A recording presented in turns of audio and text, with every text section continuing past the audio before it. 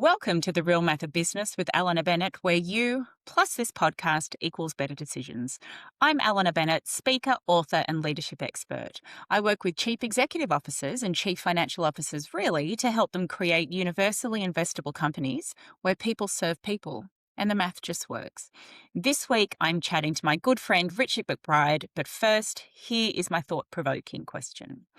So my thought-provoking question today is, how is your corporate money mindset holding you back? And the first thing you're probably thinking is, well, what the heck is a corporate money mindset? Think about it as the unknown bias that sits within your business surrounding money. It's become particularly topical this year with everything that's going on with the impacts of the global political landscape and how it's affecting us here in Australia. And so, we're talking about finances from, old people to business people to children are talking about fuel prices. They're talking about the war and all of the things, right? And in addition to that, what I have noticed over the years of working with CFOs and CEOs, that certain industries lend themselves to a level of opinion bordering on bias when it comes to finances. And then what occurred to me was actually there is an unspoken bias around money. And that could be working for you or it could be working against you. How this typically shows up and how this is distinguished from, personal money mindset, where you might be aware of that concept. If you think about a company just as a group of people, well, of course you've got a corporate money mindset, right? Which is basically the money mindset of individuals.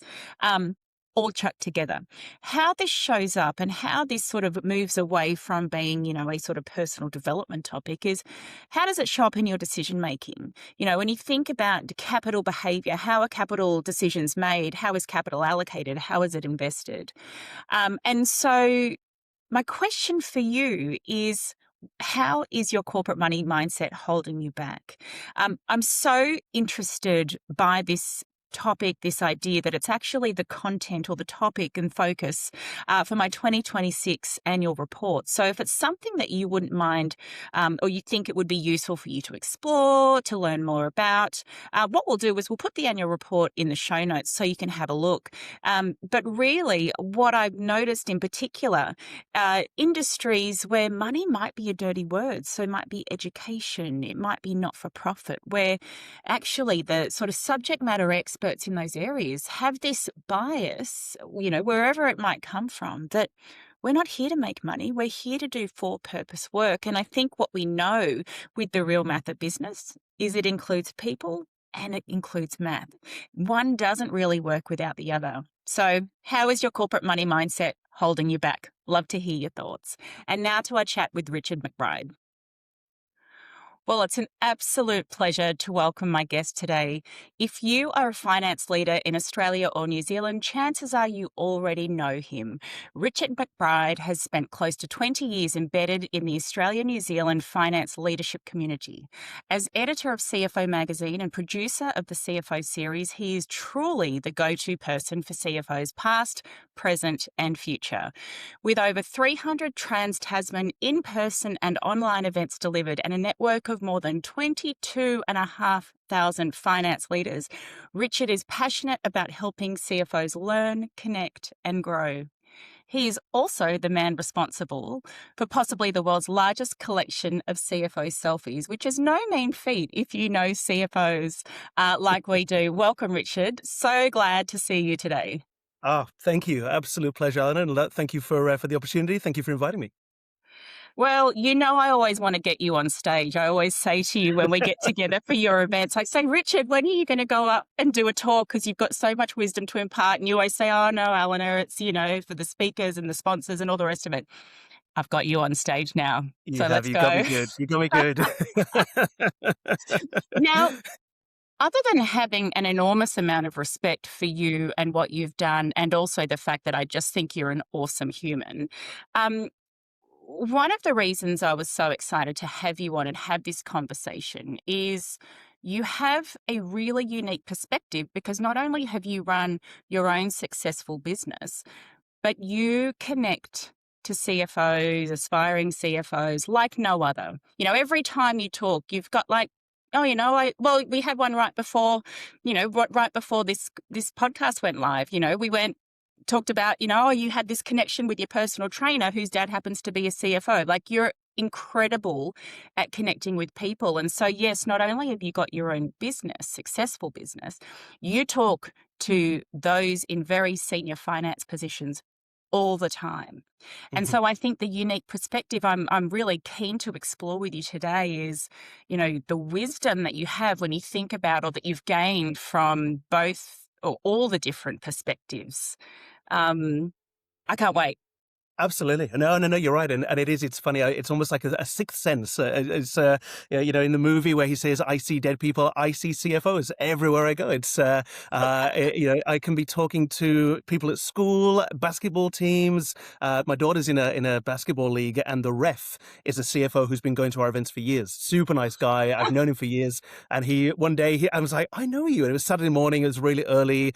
And I just thought, where do I know you from? And I was like, that's it. And then one of the dads, he's just become, he's gone from GM of finance to his first CFO role. And again, we've been talking, and he's like, you're that guy on LinkedIn, aren't you? I was like, yeah, that's me. So it's really funny. And I've always sort of found that CFOs are probably the most approachable people. I say they're the most sort of humble out of the C-suite, I would say. CEOs, chief heads of sales, they're always a little bit more sort of flamboyant. I find that CFOs are a little bit more reserved and less likely to sort of want to necessarily talk about themselves. And then I sort of come along, and because we sort of sit, like, we're not a vendor, we're not selling anything, we're not sort of promoting anything, I'm not recruiting. So I think people feel a little bit more open to talk to me, and in that there's no sort of hidden agenda.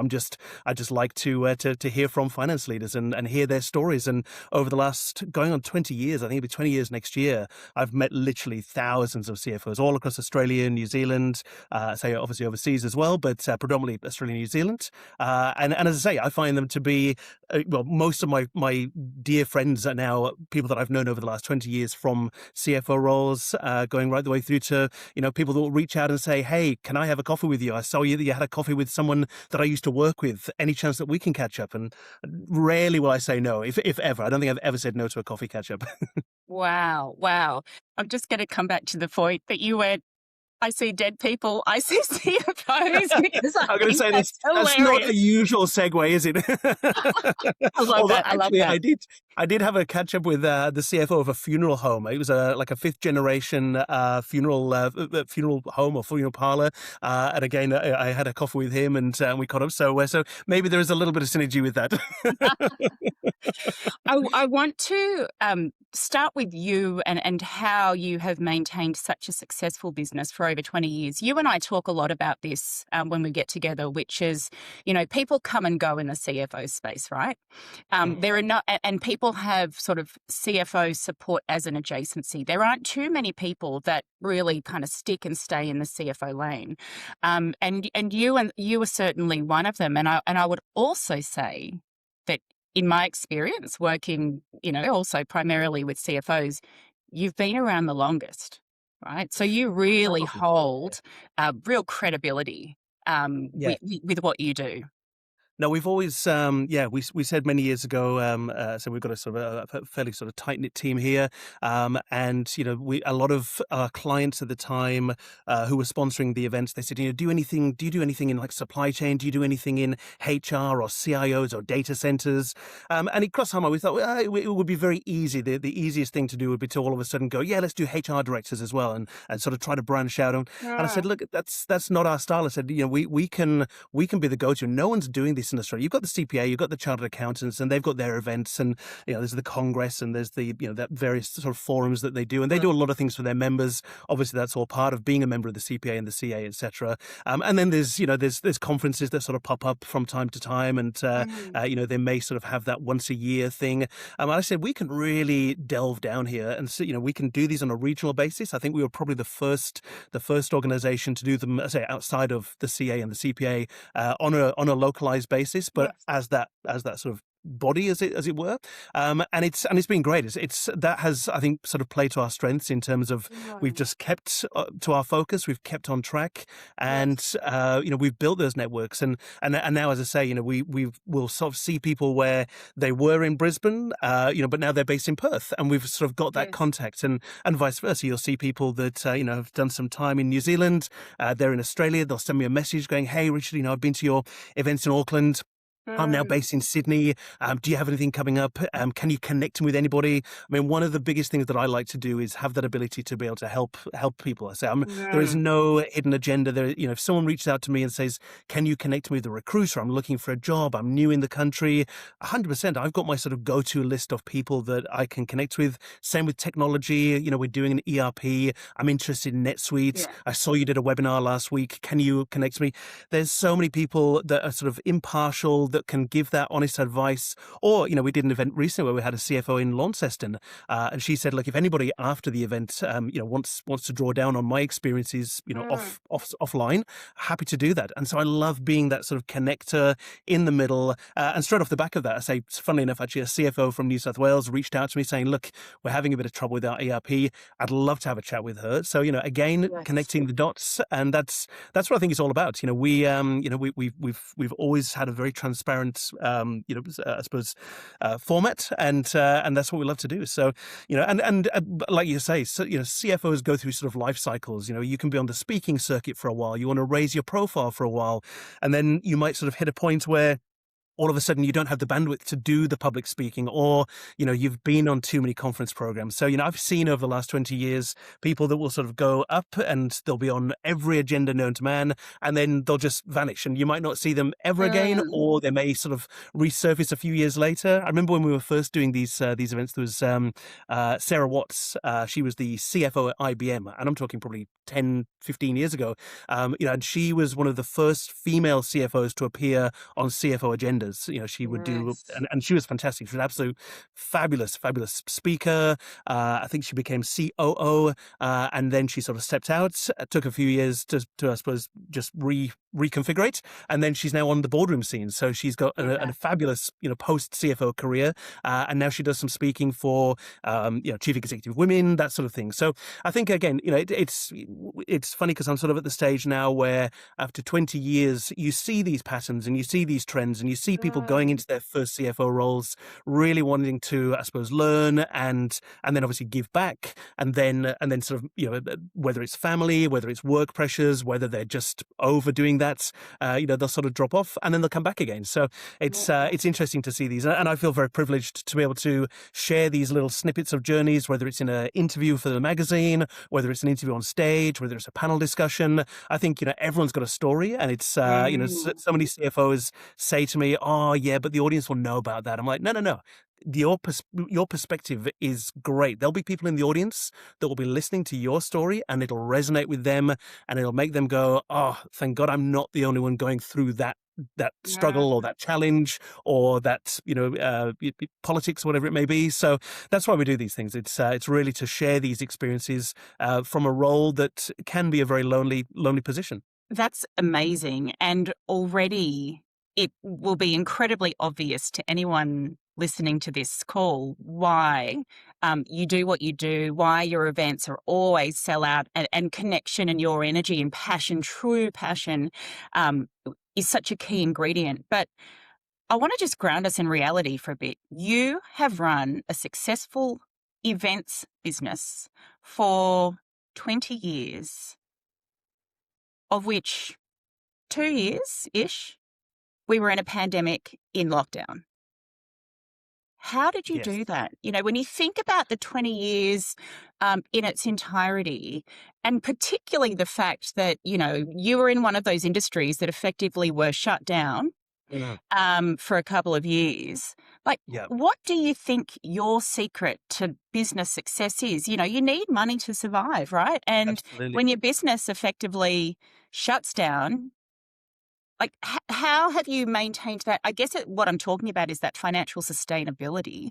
How Yes, have yeah. you managed that Richard, over the That's a years? Yeah, look, I mean, I think, anybody, there were so many industries that were affected by COVID. We obviously, say we were. I remember when it first happened. I remember in one day, it was in March 2020, and within the space of literally the morning to the afternoon, the rules had shifted. In the morning, you could have gatherings of up to 500 people. By the afternoon, I think that had dropped to 50 people. And so in the Mm, morning, we sent out an email. We had an event, I think, 2 weeks away in Sydney. It was our biggest kind of flagship event, and obviously we paid for the whole thing. The invoices had all been paid, all the suppliers had been paid, so we'd already outlaid that money, yes. and obviously we had the deliverables. All the sponsors were asking, they're saying, there's a lot going on. What are you guys going to do? How are you going to play Mm, this? And we said, mm, look, by the guidelines that we have, it is safe to run the event. We will do all the things that people are talking about, the social distancing, the wiping of the mics and things like that, etc. And yes. they said, and in the morning, I'd say it was completely acceptable. By the afternoon, they dropped that from 500 to 50. So in the morning, we sent this email out to people saying, we are very confident that we can successfully run this. And by the afternoon, we are, for the first time ever in whatever it was back then, like 15, 16 years, we're going to have to postpone an event. And, Yes. and everybody was very understanding because there was so much chaos going on. And I Yeah. got emails from people saying, I think you've done the right thing. Yes, congratulations. Well Yeah. done. That's taking the right approach. And as I say, everybody was very understanding. The venues were, for the most part, very understanding. We had sponsors, especially the American companies. If they had an American head office, they actually couldn't. I remember having a phone call with a long-term sponsor, and she said, we're not actually allowed to send people. As a duty of care, we can't send people to your events for the Yes. whole year, regardless of what Mm, the rules are locally, from a yes. HQ perspective. So there was so many moving parts. We came off the back of 2019, which was probably our most successful year across the board. Most sponsors, most regions. I think we had 19 in-person events that year, and because 2019 had been so successful, we rebooked every single venue. We signed contracts. We put down deposits. So it was just this mess of, and obviously as well, you have to sort of factor in three of those or four of those regions were in New Zealand. And in New Zealand, they closed their borders. So we couldn't physically Uh, get into the country, even yes. though all the attendees were local. And in their world, it was like, COVID doesn't exist here. We're New Zealand. We're safe. Yes. WA was the same. WA, we were getting calls from sponsors going, I don't understand why you're postponing the event because we're fine. I said, Mm, yes, but the sponsors can't get into the States. So there was all these, and as I say, it's funny actually, I was listening to a conversation recently with the CFO, I think they were not necessarily the CFO, but they were head of finance in July, the suitcase company. And they said the same thing, 2020 travel stopped, suitcases, stopped, people weren't buying suitcases. yeah. So every industry was affected slightly differently. Yes. Again, I knew a lot of CFOs that, they lost their jobs because their business model was completely just ruined overnight. So there was a guy that I Yes. was very, very good friends with. They had the biggest chain of pubs in New Zealand, Yeah. and venues, and every venue was shut down. And overnight, literally, he, as the CFO, had to fall on his sword and say, I can't work for the company anymore. So Yes. there was so many people that were impacted. So for us, it was about, I don't want to use the word, but it was the word of the year, but pivot. Yes. We for many years, people had said, why don't you do your events online? We always believed in 2019 and 2018, etc., that it was going to impact in the in-person. We thought, Mm, online events are a poor cousin to in-person events. And yes. that was probably the best thing that came out of COVID, even though it was a horrible, Mm, horrible time. It took us about 18 months to work out which regions we could redo. We started in we did an event actually in Auckland because Auckland seemed to sort of bounce back fairly quickly, and the venue that we chose, they didn't tell us, but they were a COVID hotel, and so all of the locals knew this, but we as a kind of Australian business, we didn't realize. So when we did the event in New Zealand, it wasn't really well attended because everyone kind of went, that was a COVID hotel last week. So yeah. there was lots of little things that we sort of learned the hard way, but yeah, as I say, slowly it sort of built up. But what it did allow us to do is to put the events online, and it gave online events so much more traction because all of a sudden people had gone Mm, from, I don't really do the online events, I do the in-person, and then all of a yes. sudden it was like, well, hang on a second, you realize how exclusive events are in that if you're not really within a kind of 1 hour commute to the CBD, you're going to Yes. miss out on hearing hearing people like yourself and hearing from fabulous CFOs, all of a sudden we were beaming these CFOs and thought leaders into their living rooms, their desks, their cars. I remember we had people that were, and again, this is a flashback, but when people had to do the COVID testing and you had to drive out to a COVID testing site, Yes. and we had people watching, the lunchtime lives whilst they were waiting for a COVID test and sending us messages going, "This is great. I'm able to watch, a fabulous speaker that I've always wanted to hear from, and I'm in Dunedin." And so Yes. it really opened up the opportunities. Mm. And now, I say, kind of 6 years on. Mm. Um, it's become something which is really complementary to the in-person. It really supports it because, as I Yeah. say, it allows people, whether you're time poor, whether you've got family commitments, whether, last night your daughter was vomiting at 3 a.m. in the morning, you can still hook in and listen to that. Or, Yes. you may just not be a networking kind of person. And there are a lot of, people out there, CFOs and others that just go, you know what? In-person events are not for me, but I Mm. love this format because I can get this information. It's topic specific. It's really relevant to what I'm doing right now or my team is doing.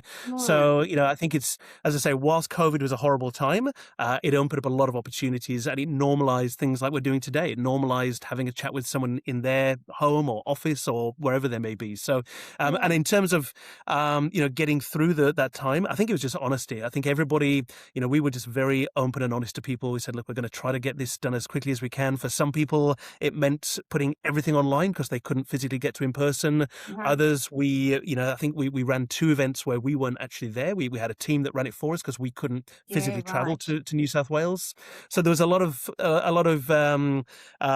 sort of working things out as we were going. But I say it was also just having that credibility from the last 15 years or so, where Mm. people knew us, they knew they could pick up the phone at any time, and I would take that call, answer their questions, and there was lots Mm. of questions. Everybody was uncertain. There was budgets that were spent. There was people that needed refunds. There was people that needed Right. credits to future things.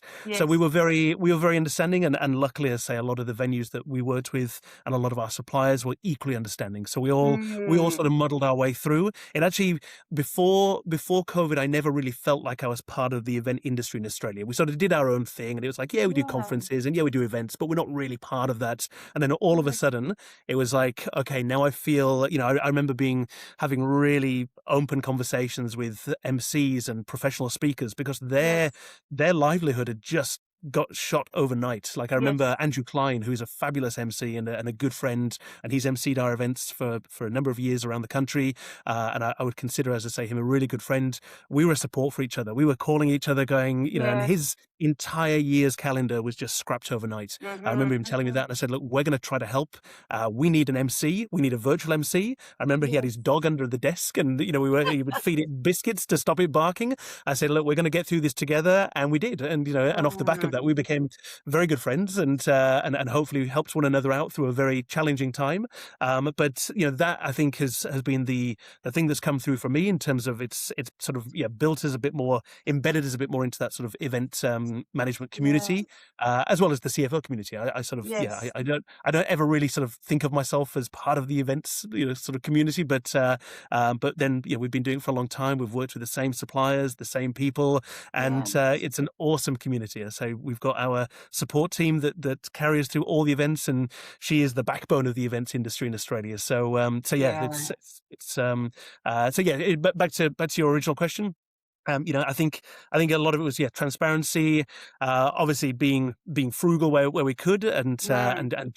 just giving ourselves as much runway as possible, and just going, well, we don't know how long this is gonna last, and I think that perhaps subconsciously I've picked up a lot of advice from CFOs along the way in terms of shutting down those costs, keeping Yes. control of finances, and giving yourself as much runway as possible, and then just being innovative and creative. And if someone comes to you and says, hey, look, we've got some budget, but we can't do these events, what can we do together? We just Yes. we just sort of made up on the spot, and we came up with things that they kind of wanted and needed, and that we had the opportunity to test and experiment. And we were pretty open and honest with them, saying, look, we don't exactly know how this is going to go because we've never really Yes. done this before, but I'm pretty sure it's going to work, and it did. So yeah, I think that's probably the way we got through it. It's incredible. It's incredible. And that's a really nice segue into, you speak to thousands of CFOs in any given year, right?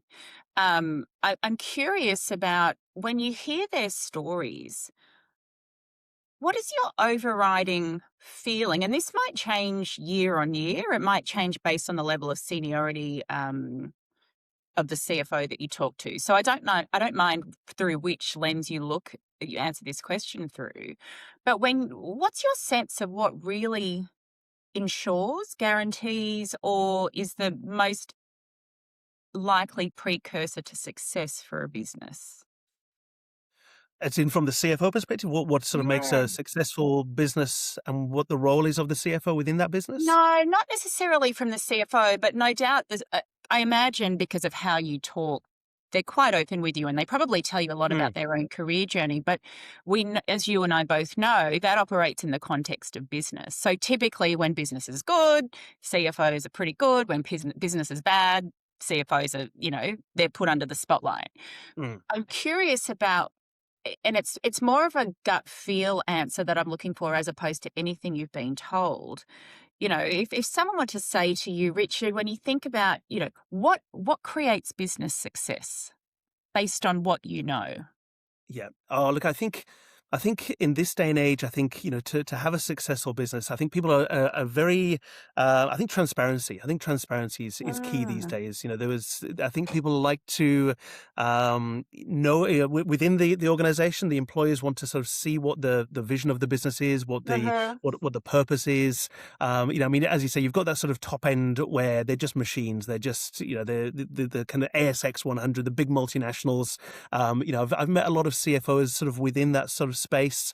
And if you're aspiring to be a CFO in that, you've got to sort of follow a particular career path and Yes. be a particular type of person Yes. and be a bit more ruthless as well. I think it's fair to say that you can be very handsomely rewarded and you can have a great Right. career and you can make a difference, but you're part of the machine. And when they Yes. say jump, you say how high. When you're in Yes. that sort of SME or not for profit sort of space, I think that's a little bit different. I think that to be successful in those kind of organizations, Mm, as I say, I think everyone likes to sort of see where the business is going and how you can then support that vision as well. So I think to be a successful business these days, it's the kind of the rules have changed. I think that people now are a lot more switched on to what's really driving them, who's at the top, who's running these businesses and why they're running them. And mm, and as I say, it's there's no sort of one straight answer because obviously every business is different. yes. I've met some really passionate CFOs in that kind of not-for-profit space or in that sort of startup space, the fintech, etc., where Yep. you're really hands-on and you wear multiple hats. You're not just the CFO. You may also sort of look after things. I remember someone saying a while ago saying that when you're at that sort of small stage, you can create the culture, and then as you grow, you want to try to retain that culture. But obviously, it becomes Mm, harder. You yes. start to lose track of people's names because you've got to 100 plus staff, Mm, and then obviously things shift. So I think that's the danger in terms of what you can yeah. sort of capture in those sort of small businesses. You can't always translate in the larger businesses. So, Yes. but yeah, in terms of what's success, I think it's difficult to sort of say broadly because I say all different businesses. I say businesses in that upper end are very very different to what's success in that sort Yeah. of mid or smaller end. Yeah.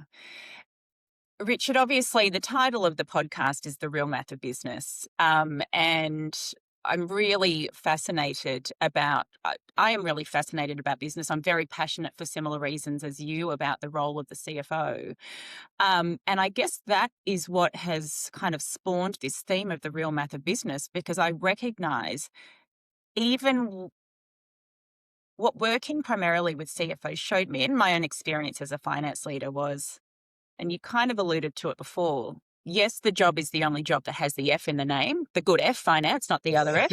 Um, but finance people, despite the stereotype, are incredibly kind, incredibly humble, and actually very personable as well. And so a lot of the time I'm having conversations with them about people. And so Yeah. that's why I was so interested about this interrelationship between kind of numbers, any numbers in business, and people.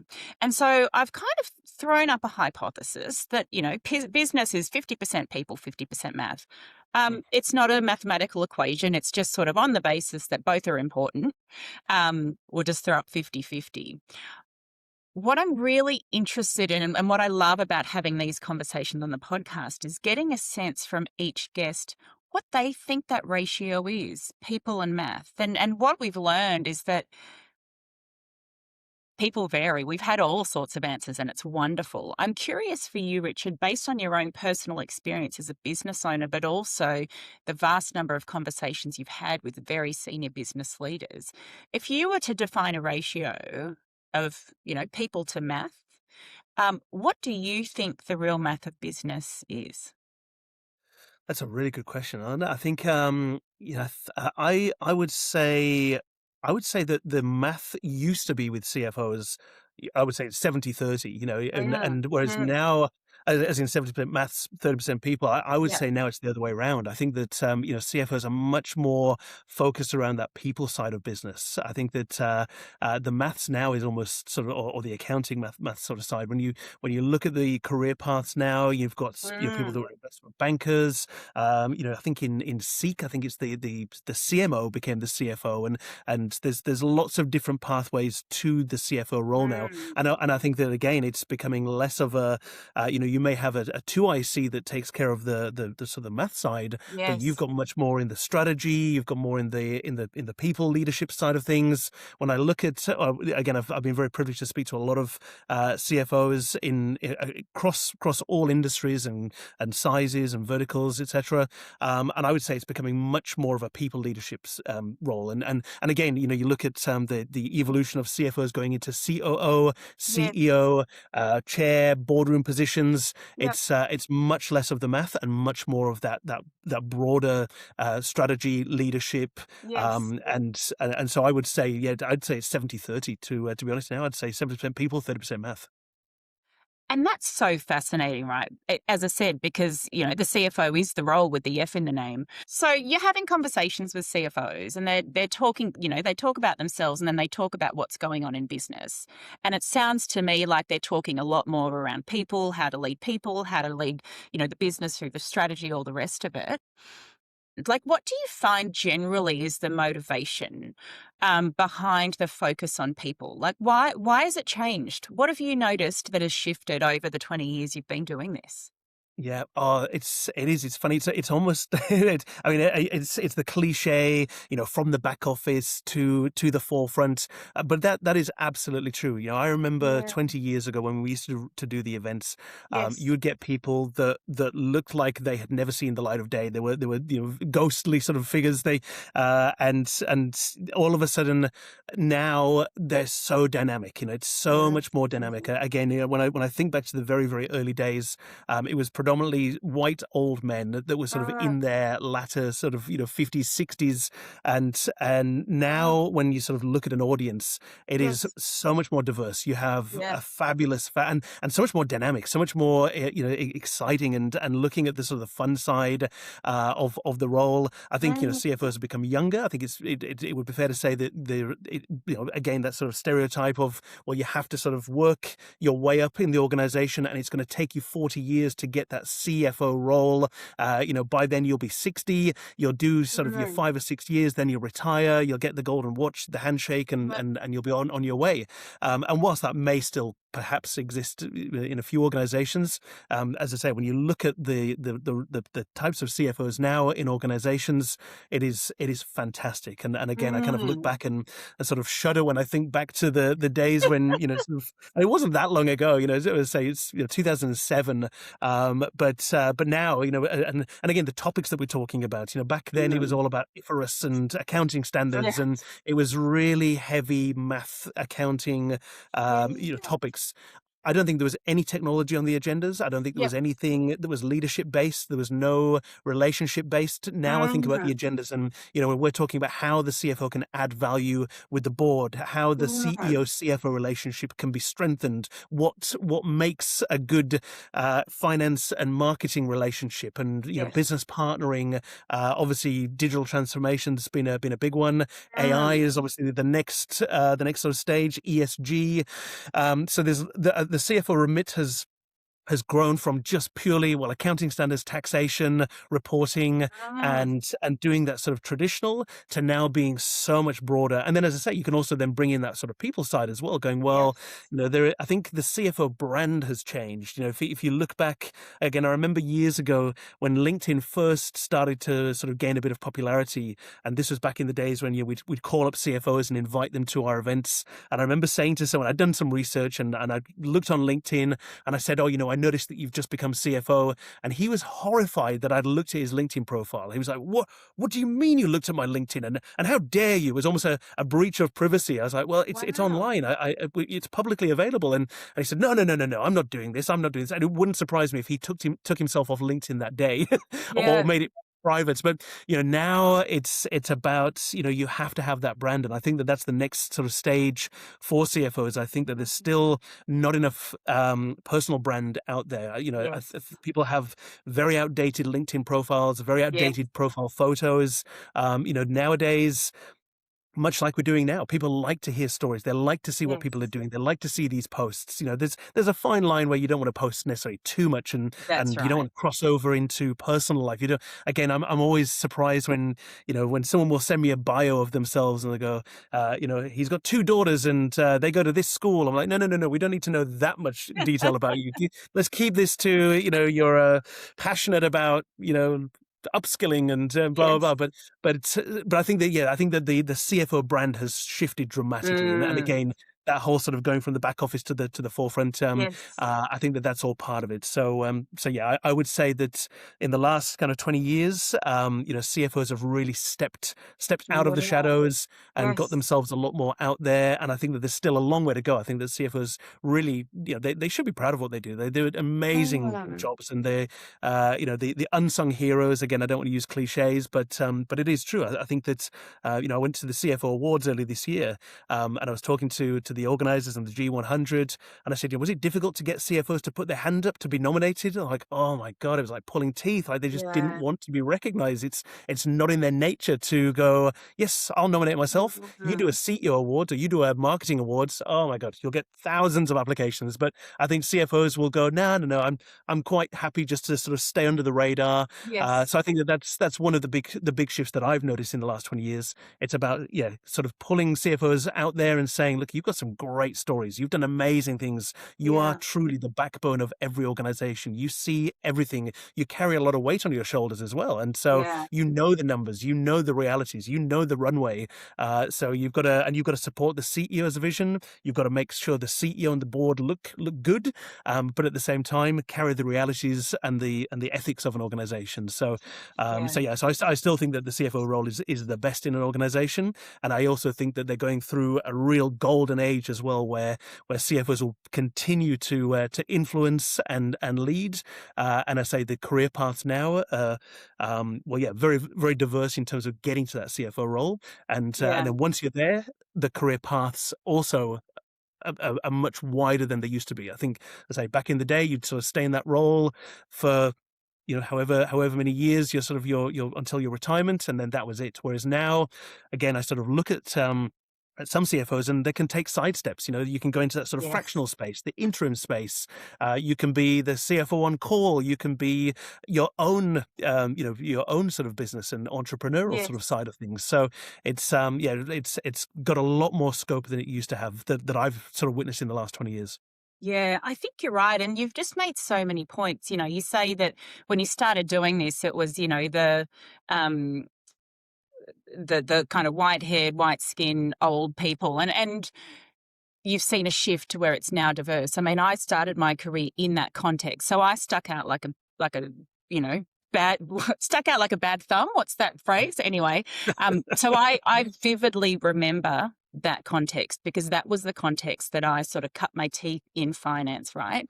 And so I also have watched the industry shift with great joy, because I just want everyone to feel comfortable and confident in their contribution at work. So, you've noticed, you've raised that kind of observation shift. You've also talked about the top end of town, I call them, the ASX, being machines versus the sort of SMEs, mid-market business or mid to large market business, which really are a bit more dynamic. There's a little bit more scope for the CFO to be themselves, to influence culture and all of those things. And I kind of wonder if maybe that shift of the role of the CFO is aligned with that shift in the business market, where 20 years ago, definitely everyone's career goal was, I want to work for the top end of town because that's where the credibility lies. And, now it's certainly not about that. It's about impact. It's about, I think that kind of medium to large size business, that is the size of the business that's going to change the world, because that's where Mm. innovation is most rife. So I wonder if, I'm just taking what you said, the trends that you've identified, I'm kind of trying to put them together and go, it makes sense why the CFO role is becoming more and more important, because the landscape has shifted. And Yeah. as you say, there's so much value that a CFO can offer a business and needs to offer a business, because unlike top end of town where you've got resources out the wazoo, when you're in those sort of small, medium, large private entities, resources are lean. You need to get more out of your people, and people need to be Absolutely. better decision makers, better communicators, better at leading people.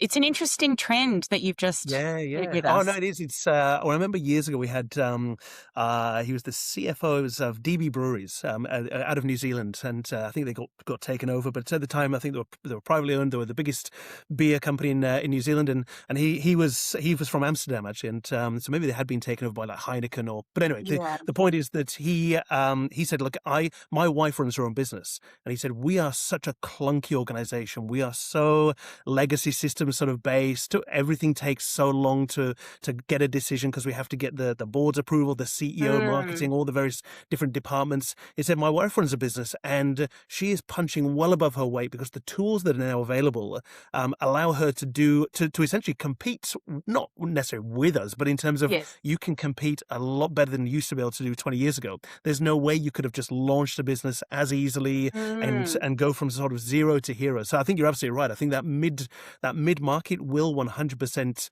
lead and influence the upper end. You're always going to have those top end. You're always going to have the BHPs, the big Yeah, resources of course. companies, because we need them, We and need them. the retailers. And they have, in Australia especially, it's the duopoly. You've got your two airlines, your two supermarkets, your two telcos. So you're always going to have that. You can sort of come in and hope that they're going to buy you one day, but essentially you can also influence them by doing things differently in that midsection, and you can move a lot faster. And Yeah. I think that's one of the things that's really come out in the last 20 years, and will now with AI will be even faster. Yeah. In that, say, you can punch well above your weight as a mid-sized business and Yes. take on the big end of town. Yep. Not necessarily, you're not going to necessarily take them over and crush them, but and maybe you wouldn't even want to do that. But I think that the tools that are now available and the leadership sort of mindset, because of those tools, because you can be Yes. agile, because you can move way quicker, and you can get yourself out there. Again, I think 20 Mm. years ago it was so slow to get your messaging out there. You had to go through the old advertising in newspapers, advertising in those Yes. traditional forms, television. Now you can be a startup and you can go have overnight success, because of the social media, because of the way Mm. that we can communicate. So, and again, I Yes. think that going back to sort of what I was saying earlier, I think that that's also important for CFOs to know that you can get yourself out there really, really quick. There's a Mm. few things Mm. that one thing in the CFO space, the secret CFO in America, that's gone Yes. absolutely gangbusters. Yeah. And I sort of look at that, and half of me is jealous, and I'm just like, oh, what a brilliant sort of You and thing. me both. But at the same time, it's a great thing because it's just pushing everybody. It's Yeah. it's content. People consume things very differently. Attention spans are shorter.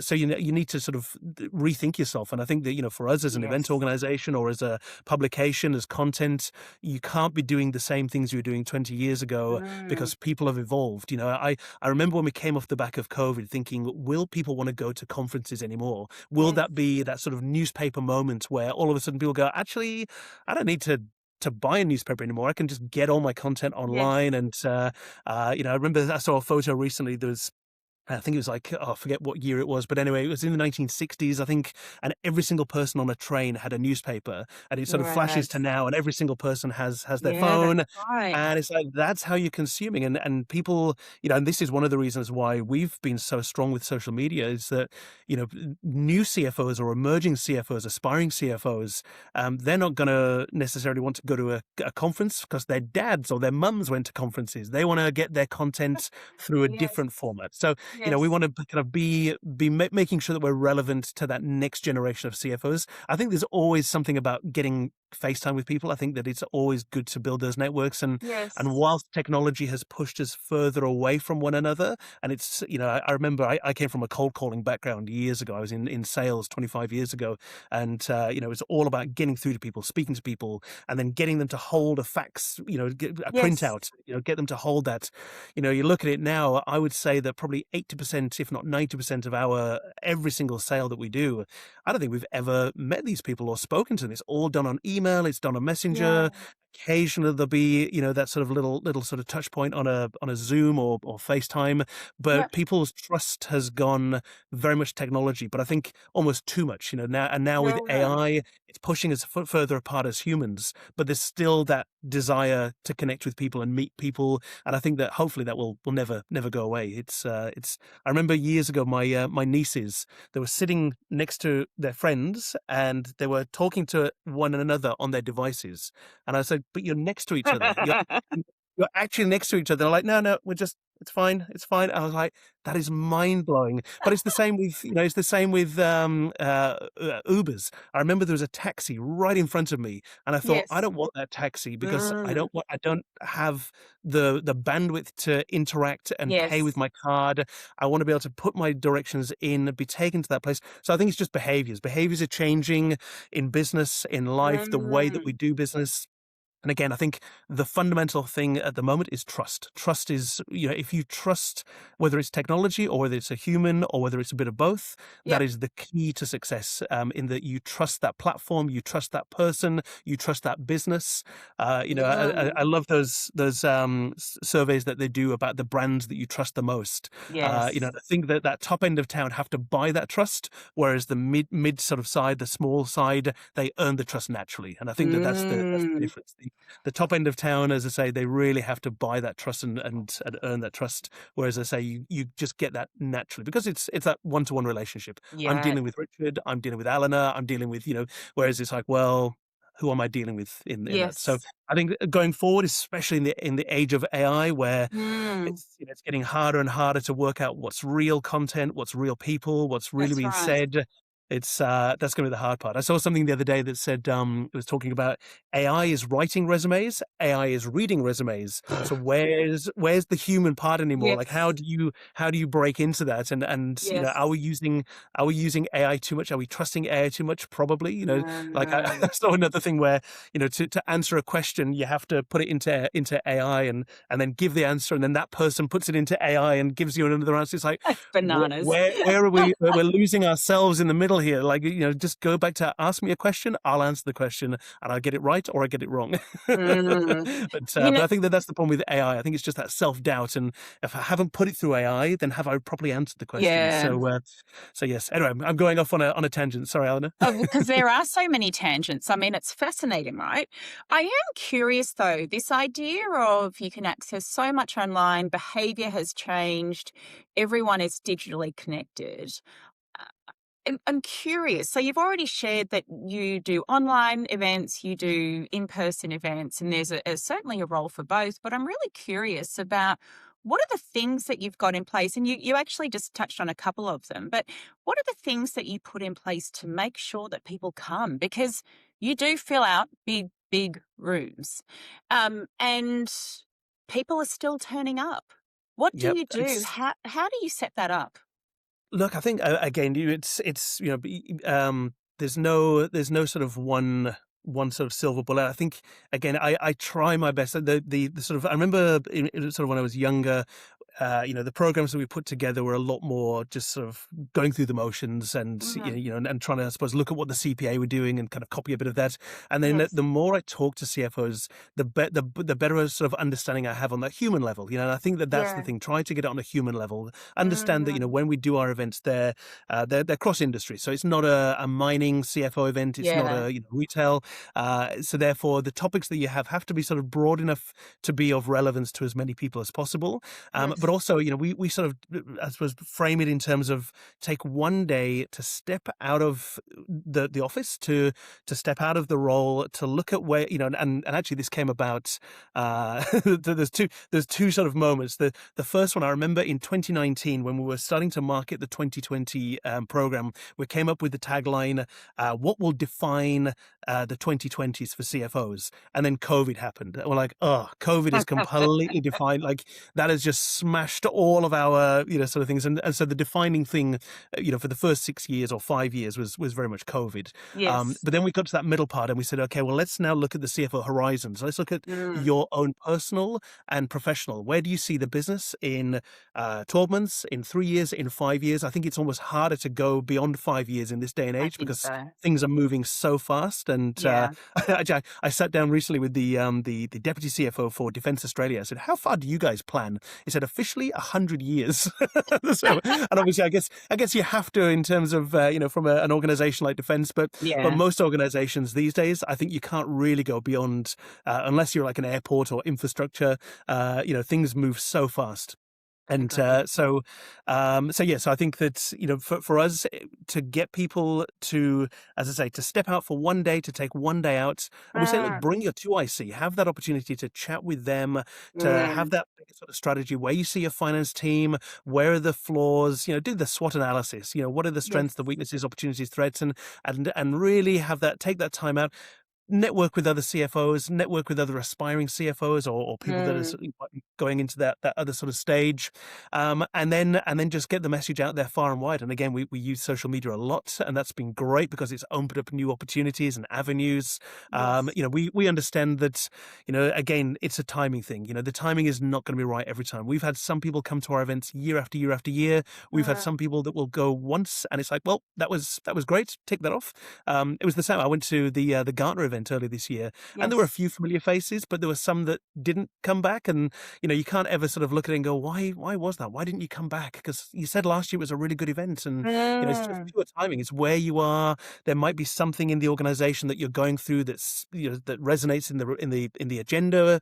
There Yes. might just be that natural. It's just nice to get out of the office for one day. Again, I remember in 2019 we did a survey and we said, why do you come to events? And they said to get out of the office. And again, you look at it now and you go, well, people aren't in the office as much as they used to be. Back in 2019, it Mm. was almost 5 days a week. There was no such thing. Well, not Yes.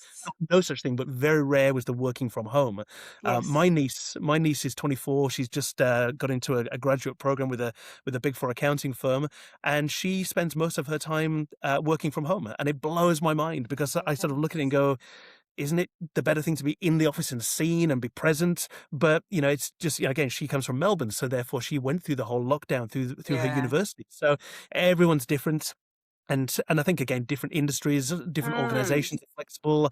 I remember speaking to a CFO from a construction, a automotive company, and he said, "Look, it's not good optics to have people on a production line and not be able to see the people in the finance Absolutely. team. We're a Yes. team, we're one unit. If they're here, we're here." So every organization is different. So, there are definitely some people where they don't necessarily need to be in the office, and if they're more productive and it works better for them and it Yes. allows them that flexibility, fantastic. There'll be other organizations where they put the mandates in place and say, come Mm. into the office 5 days a week because we believe that that's the best for the business. Yes. Again, everyone's different, but no. Again, sorry, going back to your original question, I think it's just to make these events again. We're constantly fine tuning, tweaking.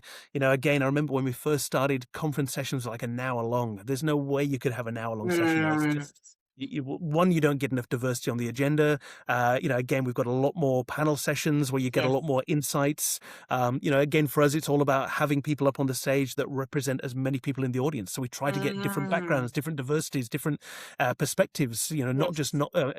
Again, remember early programs, it was almost imperative that you have a bank and the top end of town speaking, but the top end of town don't really have any relevance to that mid market because, as you Yes. said earlier, they don't have the same resources, they don't have the same budgets. I remember when we had, it was a CFO of one of the big banks years ago, and I said, what would get you and your team to come to one of our events? He said, nothing, absolutely nothing. He said, I don't. He said, your events are great, but they're not relevant for me and my finance team. If I need Yeah. to benchmark, I'll fly them to America and we'll sit down with Boeing or Yes. Walmart and we'll sort of learn from them. He said, your events are great, but just not for us. So again, Mm. I sort of took the preciousness out of it, and I thought, what, we need to make this as relevant for as many organizations and as many CFOs as possible, and Mm. and allow them to take that day out and to think about where they see themselves in 5 years as well. Will there be a Yeah. CFO? Will there be a fractional CFO? Will they have taken a sidestep? And again, we did one of the sessions that's really gone down well this year has been talking about changing tracks and going from Mm. being a CFO in a listed organization to privates, or being an investment banker to becoming a fintech CFO, or going from top end to taking not a step down but a sideways step and going to more of a mid market organization. So, and it's great to get those insights and talk about the Absolutely. personal decisions that were made to go in those different directions, because it just, again, it allows others in the audience to hear and go, so we don't always have to be onwards and upwards every three Yes. years. We can take side steps and we can go into a smaller organization, or as a family run CFO, or a not for profit. Again, we've done interviews with CFOs where there were CFOs of big multinationals, and all of a sudden they became a CFO of a for purpose or a not for profit Yes. organization. And they're able to transfer those skills that they had in that very profit driven environment into the not-for-profit, and then vice versa. I think that for-profit organizations are wanting to learn how to become more purpose-driven. So Yes. it's all these skills are interchangeable, and I think that CFOs sit in that perfect seat where they can go from different industries. And the, as you say, the mathematics is the same, the accountants is the same, but they Mm. can put those skills into different organizations. You look at someone like Ray Strauss, CFO at Qantas, then became the CFO of A2 Milk, then went back into aviation with Virgin. So very, very different industries, organizations, but very, it's a leadership sort of skill set that the maths is the maths. And I think what's so fascinating, and we're going to have you back, Richard, because you and I have established a number of times we can just talk for hours. But one of the things that has been really clear through our whole conversation is the importance of people and relationships and trust. Not only for business building, but for the CFO role in and of itself.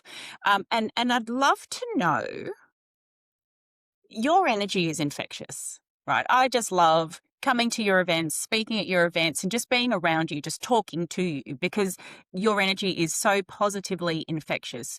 You clearly care about what you do so much. And that is why you're able to kind of ride the tide. You're not, you didn't get confronted with COVID and go, oh, let's open it up to all of the C-suite, or you know what I mean? Like, you really care about what you do. You're really clear around the role that you play. But your energy is infectious. And so that human element obviously has been a huge key for your success. But the stories you've also shared with us, is it's actually the key for business success. How do you scale your infectious energy? Because you're one person, and I know that you're not the only person in your business, but you've kind of gone from, I'm going to start this business where I focus solely on CFOs, but you have a community of 22,500 people. How do you scale? And this is probably the ultimate business question for anybody. How do you scale your energy so that it becomes bigger than you? It becomes not reliant on you? Yeah, that's. Look, I've never really sort of thought it from that perspective, and it is funny. I sat down with the CFO recently. They said, they said, I love your energy. I come off the back of our conversations feeling so empowered, and I never really think of it in terms of, I'm not a motivational speaker. I'm not someone that is a CFO coach.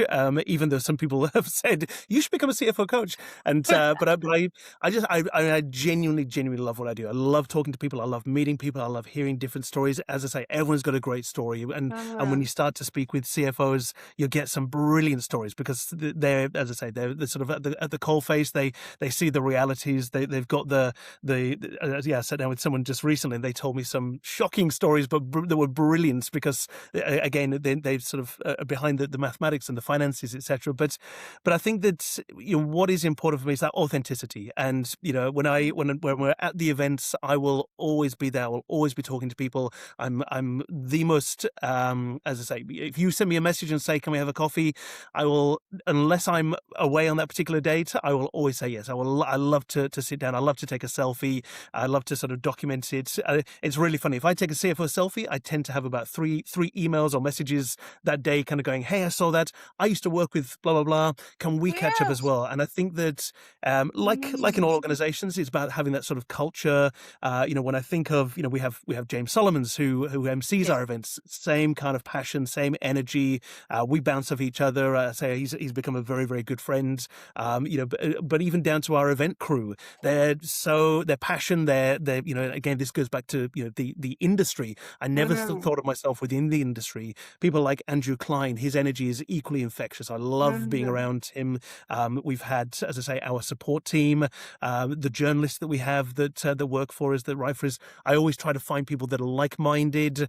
So you're technically kind of representing me and representing the sort of the bigger Yes. thing. So you've got to be good. And again, I love it when people will send me a message going, "Oh, I love my chat with Joe or with whoever it may be that interviewed them," because again, we all want to be, I suppose, part of that same culture, that same energy, that same. Yes. I always say the same thing. I say, we want to shine the CFO spotlight. We want to put people into a good lens, share their story, Mm. share their journey, share their success, and be part of that. And it's the same at the events. I'll always be there. I fly around. I go to other people's events now, and that's equally fantastic. Yes. I was at the awards recently, and I got chatting to.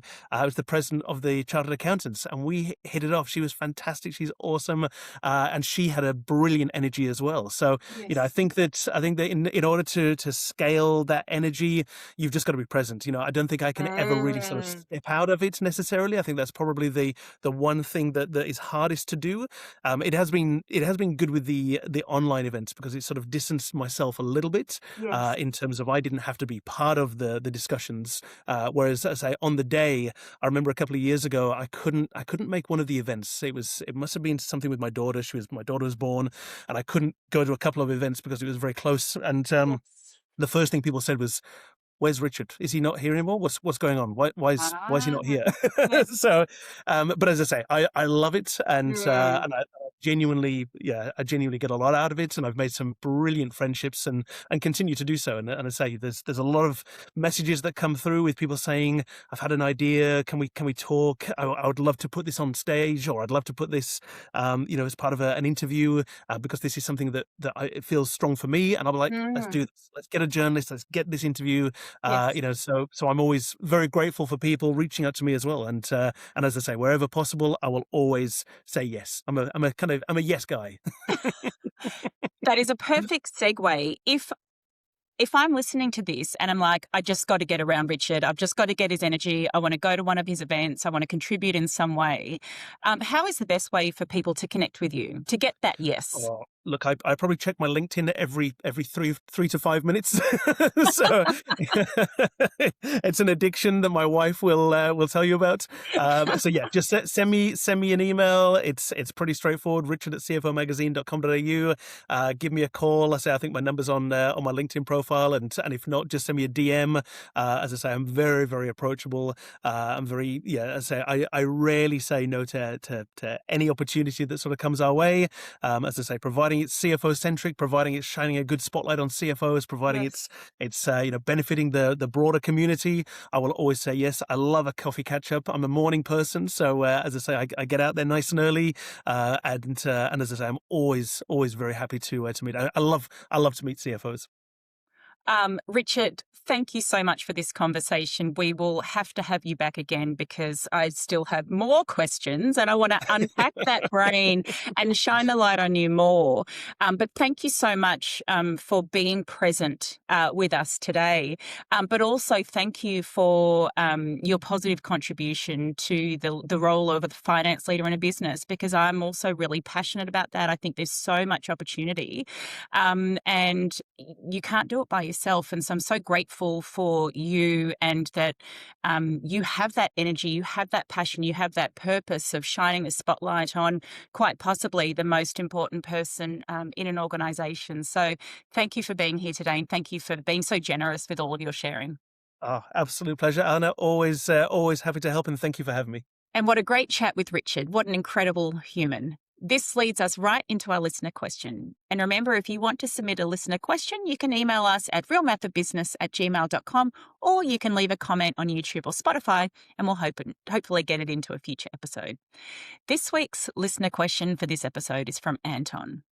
Dear Alana and Real Math of Business team, my kids are just entering their late teens, and I was wondering how you would incorporate some of the lessons around the real math of business when teaching them about making their way in the world. I know it's got some people and some numbers, but are there lessons that you're passing down to your kids about numbers and people for their future days in business? Look forward to hearing your thoughts. Best, Anton. Great question.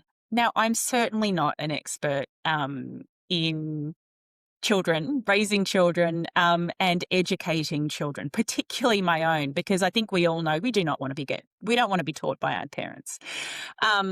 But I think your question is really relevant, because what I experience when I work with, the very senior leaders of companies is a lot of their behaviours and attitudes are shaped at this early age. And so what I kind of tend to see is, possibly what I'd call the positive or negative manifestation of everything that they've been brought up with. So I think this is a really useful question. I thank you for asking it. Now, I will say my kids are a little bit younger than yours. They're at the beginning stages of their teenage years, not at their end stages. The numbers conversation that I'm having with them at the moment actually is about reports. It's about, the scores that they get in their tests. And the conversation, the numbers conversation I have with that, and it's actually really relevant. They've got a bunch of test results back this week. And I said, how'd you go? And, my eldest said, I got this out of this for maths. And then I got this out of this for visual design. So basically, the long and the short of it, the number for visual design, she absolutely smashed it. And the number for maths was just on the right side of the pass mark, right? When we're talking about numbers, I make it really clear that we need to focus on what numbers matter. So for maths, my question to her was, how does that compare to last year? We don't really care about the number. And I do say that actually, we don't really care about the number. What we care about is progress. So how does that compare to last year? How does that compare to the previous tests you did? And how do you feel about what that number represents for you? Do you feel that you are deserving of that number? Do you feel that, that number reflects the amount of effort put in? Actually, interestingly enough, we had parent-teacher with that maths teacher a few weeks ago, and that is representative of her level of effort. And his feedback, and I thought this was great feedback, was actually if you put in more effort, that number would go up. With the visual design mark, where she absolutely killed it, really it was just around, again, are you proud of what you did? She was fairly critical of where she lost her marks. I think she lost 3 marks and she knew exactly where she lost them. And I said, well, how does that make you feel? Are you proud of it? It's great that you know where there can be improvement, because actually the whole number doesn't matter so much. So that's the conversation around numbers that I'm having with certainly my eldest at the moment, because she's the one whose results are released. But I think the core learning in that is, well, what numbers really matter? So when I think about, a child in their late teens, it's exactly the same thing. what are the numbers that really matter? I think if your teens are about to, go into a gap year or go to university or go to TAFE or go into an apprenticeship, the different numbers matter in each of those contexts. So I think about, the bigger picture, right? And actually, in terms of my children, what we want as parents is really just for them to have holistic experiences so that they can make really informed choices when they're, approaching adulthood. And I guess that's probably the key point here is what is the real math that they need to know to make informed choices to achieve their goals. So the bigger picture then is, what's their vision? What is the context that is relevant at the time? What is the money needed for that? Because in all of those instances, an apprentice might need a car. A TAFE or a university degree will need money to pay for the course. Going on a gap year, well, living in a different country doesn't come for free. So you're going to need some money. But really, beyond that, it's how do I want to show up in the world, and to whom or who do I want around me? Right? So it's about that bigger picture. And so really, I think the question that would be useful for you, Anton, to think through is what's the now math for them and what's the future math for them, taking into account the people and the math, and really being comfortable that the ingredients or the ratios, as we talk about them in the podcast, will change over time. But I think really it's about, what numbers that matter. How do I help them make informed choices in terms of the bigger context, the bigger vision, the bigger goal? I hope that's helpful, Anton. Great question. You really got my cogs turning. I hope that's helpful.